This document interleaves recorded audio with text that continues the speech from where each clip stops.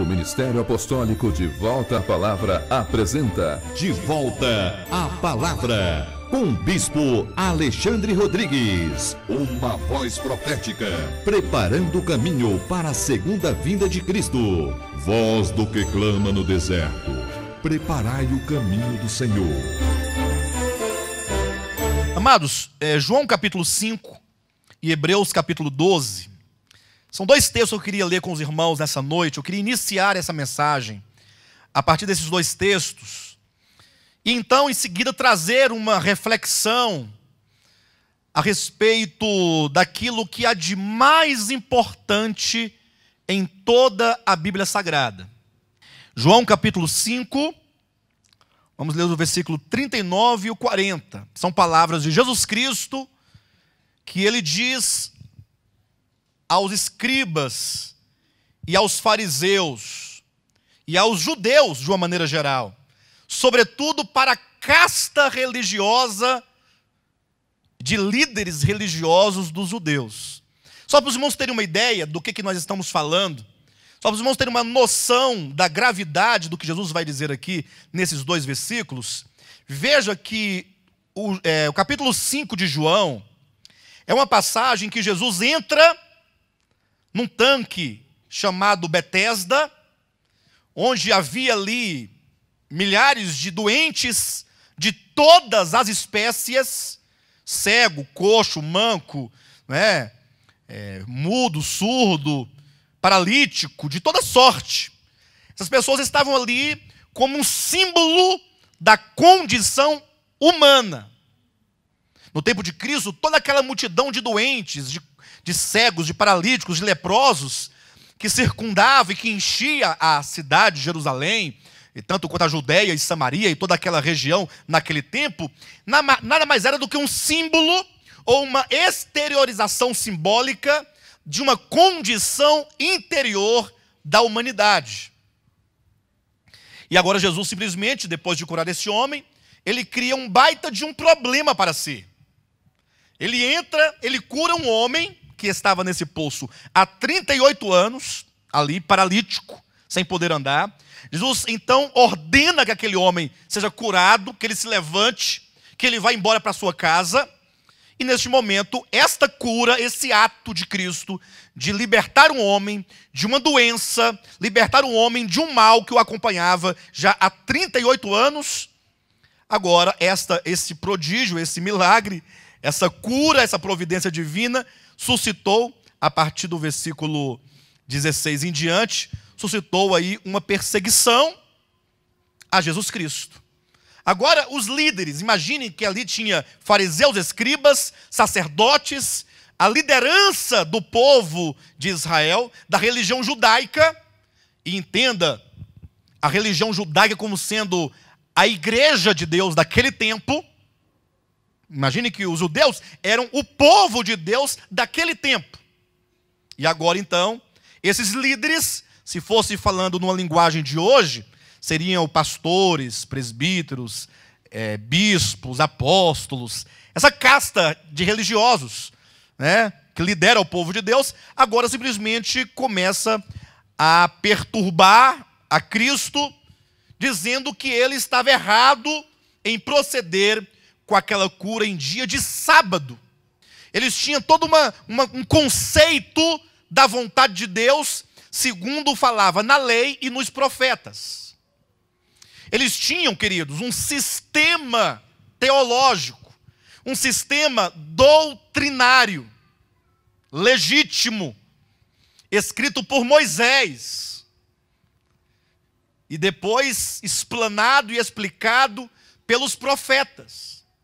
Eles tinham o templo, eles tinham toda uma estrutura de atividade religiosa, de rituais, de cultos, de adoração, que funcionava rigorosamente segundo o sistema doutrinário, teológico que eles tinham nas mãos. Então daí vocês percebem que eles eram extremamente zelosos por aquele sistema de vida, não posso falar cristã, mas de vida de devoção ao verdadeiro Deus. Agora Jesus Cristo olha para eles e diz o seguinte, versículo 5, capítulo 5, versículo 39 e 40. Olha o que Jesus diz para esse povo. Examinais as Escrituras, porque julgais ter nelas a vida eterna, e são elas mesmas que testificam de mim. Contudo, não quereis vir a mim para terdes vida. Nós temos aqui 3 situações que devem ser levantadas, que têm que ser desmembradas, para que se entenda claramente o que Jesus está dizendo. Primeiro, Jesus faz a primeira afirmação. Ele diz, olha, vocês examinam as Escrituras. Deixa eu perguntar para os irmãos, quantos aqui nesta noite examinam as Escrituras? Quantos estão preocupados no exame da Bíblia Sagrada? Isso é uma coisa positiva ou uma coisa negativa? É positivo. Inclusive, nós mesmos aqui estamos constantemente advertindo aos irmãos que devemos ser, como diz Atos 17:11, os bereanos que consultavam as Escrituras para saber se as coisas eram de fato daquela maneira. Então, o primeiro ponto é positivo. Vocês examinam as Escrituras porque julgam que nelas tem vida eterna. Ponto. Segunda verdade, ele diz, as Escrituras, elas dão um testemunho a meu respeito. Então você tem a pessoa de Cristo e você tem a Escritura que é um testemunho dele. Eu pergunto, o que é mais importante? O testemunho ou a própria pessoa de quem se testemunha? A própria pessoa. Pastor, mas então você está querendo fazer um tipo de separação entre a Escritura e Cristo? Entenda, a partir do momento que você tem a Bíblia Sagrada, como os judeus a tinham naquele tempo, ainda que fosse apenas o Antigo Testamento, os 39 livros do Antigo Testamento, e eles então examinavam a Escritura, tinham um zelo por ela, só que eles ignoravam uma coisa fundamental. Eles ignoravam que a Bíblia Sagrada, no seu tempo, no caso o Antigo Testamento, falava de Jesus. Que a Bíblia Sagrada não deveria ser vista como tendo um fim em si mesma. A Escritura tinha e tem um papel, desempenha um papel de falar, de declarar, de anunciar, de apontar, de revelar a pessoa de Jesus Cristo. O problema é que os judeus não tinham essa compreensão e eles agarraram-se a todo o sistema legalista de leis que eles tinham, da lei e dos profetas. E Jesus então fala a terceira verdade. E embora as Escrituras testifiquem de mim, vocês não querem vir a mim para ter vida. São 3 situações. Os judeus examinavam as Escrituras. Isso é positivo. As Escrituras testificam de Cristo. Isso é maravilhoso. Mas agora, os judeus, eles não foram a Cristo para ter vida. E eu pergunto para os irmãos, de que valeu a Escritura para os judeus? De que valeu? Será que eles acertaram o alvo na busca e na direção que eles estavam vivendo naquele tempo? Eles acertaram o alvo? Veja que não há contradição entre Cristo e a sua palavra, a Escritura. Mas deve-se ter a compreensão de que a Bíblia Sagrada, Antigo e Novo Testamento, tem uma função, revelar algo. E é esse algo que deve ser buscado. Porque ao longo da história, o que nós temos visto? Pessoas, igrejas, lutando, brigando, se mordendo por causa de coisas. Estão preocupados com as coisas. Os judeus com um dia da semana, o outro com a cor da placa, o nome que está na placa. O outro se a pessoa se batizou num rio ou numa piscina. O outro está preocupado se usa um véu ou se deixa de usar. O outro está preocupado com quantas horas eu devo jejuar por semana, ou por mês, ou por ano. Cada um está preocupado com alguma coisa e não exatamente com aquilo que é essencial em toda a Escritura. Eu sei que é possível que seja no Antigo ou no Novo Testamento haja um tanto de coisas. Na verdade, a confusão religiosa no mundo cristão, no mundo evangélico, sobretudo, existe porque a Bíblia é um livro que tem muitas coisas. Tem uma tal de circuncisão, tem um tal de sábado do sétimo dia, tem um tal de sábado cerimonial, e esses eram vários. Tem um tal de ano jubileu, que era um outro tipo de descanso. Tinha um tal de lua nova, tinham as festas dos judeus, as roupas dos sacerdotes, eram um tanto de coisas. Ou seja, a Bíblia ela é uma infinidade de coisas. E aí as pessoas vão à Escritura e se metem nesse universo de tantas coisas. E aí a cada grupo vai elegendo um tanto de doutrinas que julgam ser as melhores e vão montando os seus sistemas doutrinários, teológicos, religiosos. E aí vocês veem o resultado. Um cristianismo rico no sentido de uma diversidade de perspectivas filosóficas e teológicas, entretanto um cristianismo fraco, quase morto, porque as pessoas estão quase mortas. Mortas espiritualmente. Então, entenda que a Escritura como um todo tem uma função. Que nós paremos de uma vez por todas, a começar por mim, de brigar e discutir por qualquer coisa que não seja a essência da Escritura e a essência do Evangelho. E lutarmos, sim, contra qualquer coisa que procure macular e manchar e desvirtuar a essência do Evangelho. Aí sim, aí nós vamos começar a respirar. A respirar. Olhe para a condição do mundo, mas do mundo cristão, e veja que fiasco que nós somos. Um fiasco. Zombados por outras religiões, e eles zombam com propriedade, e ninguém pode se defender. Porque o Evangelho é a verdade, mas quanto dessa verdade é verdade na sua vida? Quanto dessa verdade é verdade na minha vida? Cuidado, porque essa mensagem pode ter um outro tom nos seus ouvidos, e você achar que eu esteja aqui reivindicando e exigindo um tipo de santidade própria. É uma reação para mais um sistema? Não. Não. Eu falo em você tocar a essência, o que é a verdade. São as muitas doutrinas bíblicas. Vamos lá. O sábado é a verdade? Mas não está na Bíblia. Se está na Bíblia, por que não é a verdade? Porque a verdade é Cristo.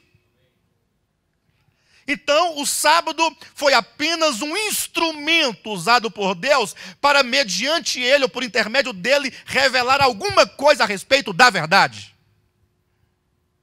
A circuncisão, o véu no Novo Testamento, o lava-pés no Novo Testamento, tudo isso são elementos que o Senhor usa ao longo da história para ensinar algo a respeito da verdade, e essa verdade é Cristo. Irmãos, quando eu leio o Evangelho, ultimamente eu tenho lido muitos Evangelhos, isso tem me deixado constrangido, envergonhado, porque Cristo é uma pessoa maravilhosa, Ele é uma pessoa sensacional. Ele amava as pessoas incondicionalmente. Não tinha nenhum juízo que não fosse a verdade. Nunca Jesus usou de juízo preconceituoso. Nunca. Às vezes que ele gritou, que ele bravejou, que ele expulsou os cambistas, ele falava aquilo para expor uma condição de homens profundamente religiosos que não se enxergavam como tais. Precisavam ser libertos, primeiramente da sua religiosidade. Porque não é possível que alguém se converta a Jesus Cristo sem dar as costas ao judaísmo. Afinal, estava João Batista ali entre o deserto e entre o templo, dizendo: saiam daí, arrependam-se e recebam o Cristo de Deus. A mensagem de João Batista, que clamava por arrependimento, dizia: deem as costas a esse sistema religioso e encontrem-se com Cristo, que é a verdade e a realidade de todas as coisas. Bem, então esse texto deixa muito claro que os judeus, eles cometeram de maneira bem própria aquilo que a Bíblia chama de pecado. Aquilo que nós chamamos de pecado. Pastor, eles cometeram um pecado, mas que pecado foi esse? É o pecado do adultério? É o pecado de que foi? Qual foi o pecado? De idolatria? Não. A palavra pecado, queridos, no grego, se lê hamartia.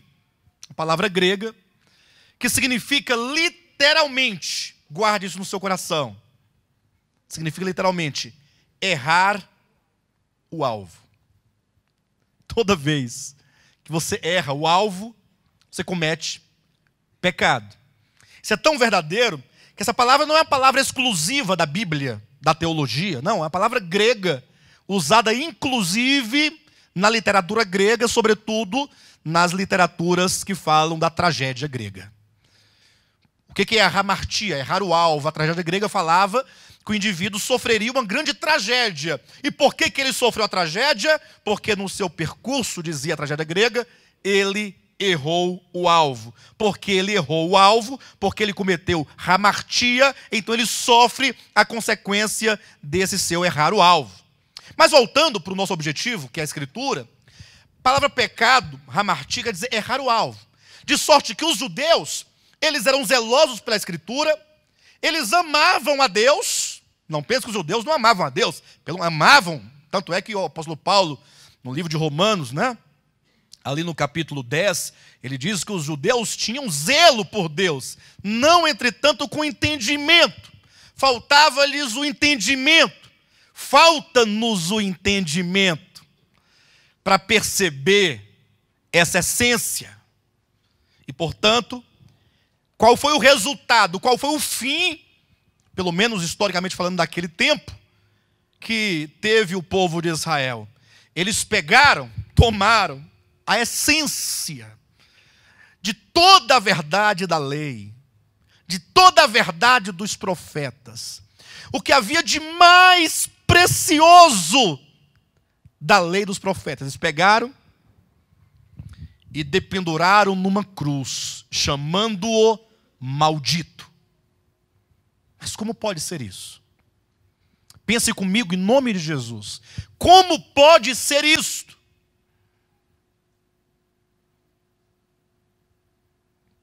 Mas a gente fala, mas os judeus, o que tem os judeus? Nós somos do mesmo jeito.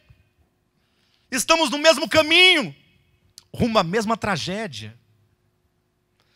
Irmãos, tudo que a lei dizia, ou disse, os profetas disseram, era somente uma coisa: Jesus. Agora que Cristo veio, podia pegar tudo que eles tinham, jogar fora, e agarrar-se a Cristo, que eles não teriam perdido nada absolutamente. Pelo contrário, teriam ganhado tudo.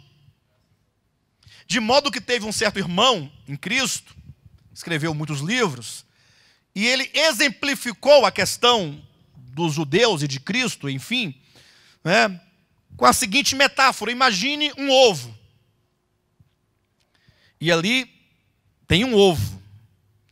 E com o tempo, a casca se rompe e nasce o pintinho. Então qual é a essência dali? É o pintinho. Aí a pessoa pega, mata o pintinho e fica com a casca. Agora ele faz daquela casca o seu tudo. Aí ele disse que o judaísmo, depois da morte de Cristo, tornou-se apenas uma casca. Pode ser que seja bonito. Eu creio que se tudo se restaurasse em Jerusalém hoje, com o templo, com sacerdócios, levitas, eu acredito que se nós fôssemos lá olhar, seria uma coisa muito bela. Ou não seria belo? Bonito, culturalmente falando, todos os arranjos, de acordo com a lei, de acordo com tudo, mas uma casca, porque a substância é Cristo. É Jesus. Eles pegaram Jesus e mataram. Mataram. Eles erraram o alvo.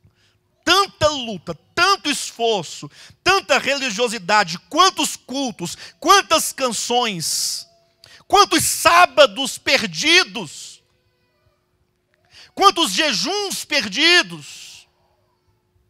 Pastor, mas perdido? É porque eles perderam o que há de mais importante. Ficaram com as coisas. Quantas orações perdidas. Tudo perdido. Tudo perdido. Tudo. Porque não viram que a Escritura era um testemunho de alguém. E esse alguém chegou. É como se você amasse tanto a Jesus, e ele estivesse lá na sua porta, batendo na sua porta, da sua residência, dizendo: eu cheguei, estou aqui, quero entrar. E você ignorasse esse fato e ficasse dentro de casa com a foto dele dizendo: eu amo tanto, eu amo esse homem, eu amo Jesus Cristo. E cantando para ele, e orando para ele.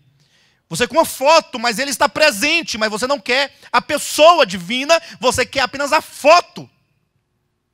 Bem, os judeus erraram o alvo. Vocês não sabem que o livro de Hebreus, abrem Hebreus 12. Esse livro de Hebreus ele foi escrito para os hebreus, vocês sabem, né? Mas veja só o que diz aqui no capítulo 12. E isso aqui é para nós. Portanto, também nós.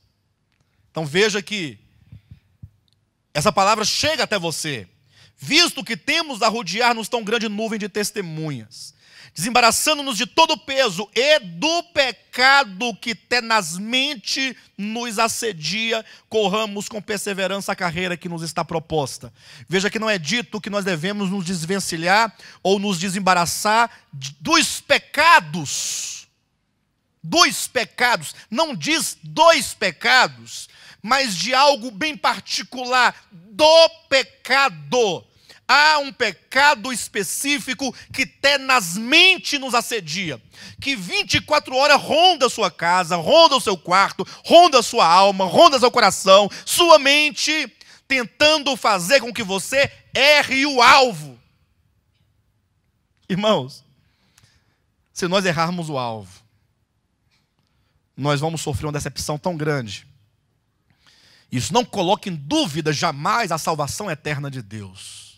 Mas veja que a Escritura nos adverte a respeito do pecado que tenazmente nos assedia. Este é o pecado, como se lê literalmente, errar o alvo. Ou seja, se o mundo, se o maligno, se a sua própria alma, se tudo isso conseguirem fazer com que você perca o alvo, e você erre o alvo, então você terá sido aprisionado por este pecado, de que diz o texto. Literalmente, errar o alvo. O apóstolo Paulo diz em 1 Coríntios, capítulo 9, versículo 27, que ele não desferia golpes no ar. Ele dava um golpe certeiro. Se aqui tiver algum atirador, caçador, que gosta dessa arte, deve saber que você tem que acertar o alvo, né? Você não pode errar o alvo. E que alvo é este, portanto, eu pergunto? Que alvo é esse? É Jesus. É Jesus. Mas e aí? Eu quero saber, a Bíblia fala de quê em relação a você e a mim? Entenda isso em nome de Jesus. Se você entender só isso entrar profundamente no seu coração, você terá ganho já esse ano todo. Colossenses capítulo 3, versículo 10 e 11.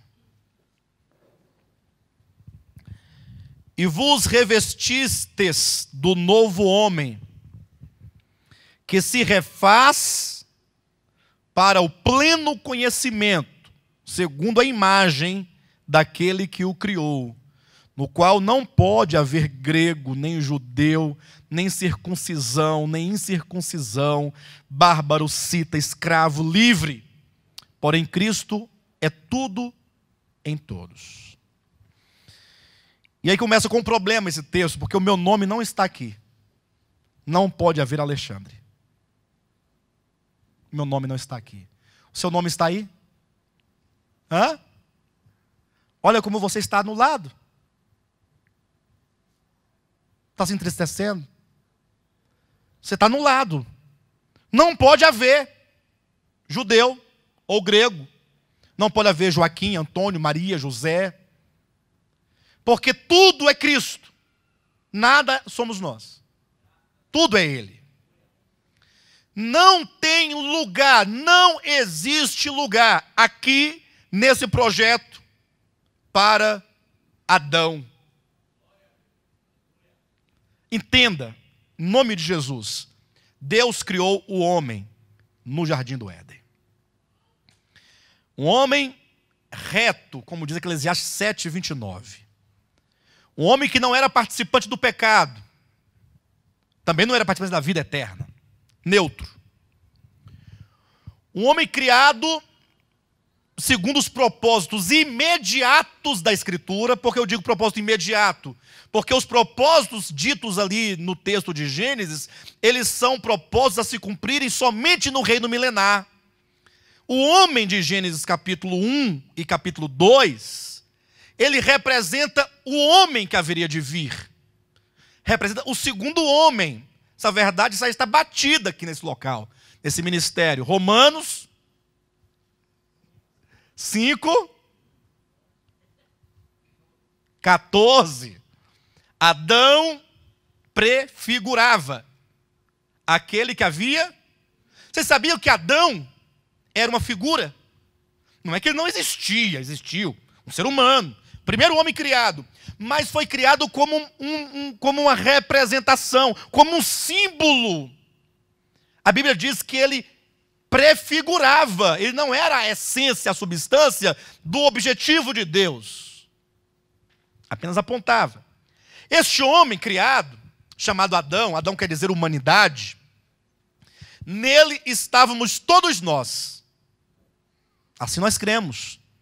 Toda a raça humana procede de um homem criado por Deus, Adão. É o testemunho do apóstolo Paulo, no livro de Atos, inclusive. Este homem criado, em nome de Jesus, olhe para mim, ele caiu. Você caiu, portanto. Este homem caiu. O pecado, como uma natureza, entrou dentro dele e corrompeu profundamente todo o seu ser, espírito, alma e corpo. Irmãos, o mundo enquanto seres humanos, não é mundo enquanto lugar. Porque se os seres humanos desaparecerem todos da terra, fica a coisa mais linda da terra, que lugar mais maravilhoso. É maravilhoso, a terra é linda. Agora, o ser humano aqui nesse lugar é podre, desgraçado, miserável, egoísta, avarento, esquisito, estranho. Não existe saída para os homens nos homens. Não existe solução. Não tem. Não tem chance, não tem esperança. Não tem, está acabado. Está acabado. Pastor, isso é fatalismo. Então, é o nome que você quiser dar. Me mostre a solução. Onde está a solução? Está no governo? No próximo governo que vai entrar? Os Estados Unidos vai resolver alguma coisa? A ONU? A Unesco vai resolver? Criança e Esperança resolve? Onde está a solução? A solução está em Deus. Deus tem um projeto de restauração do universo.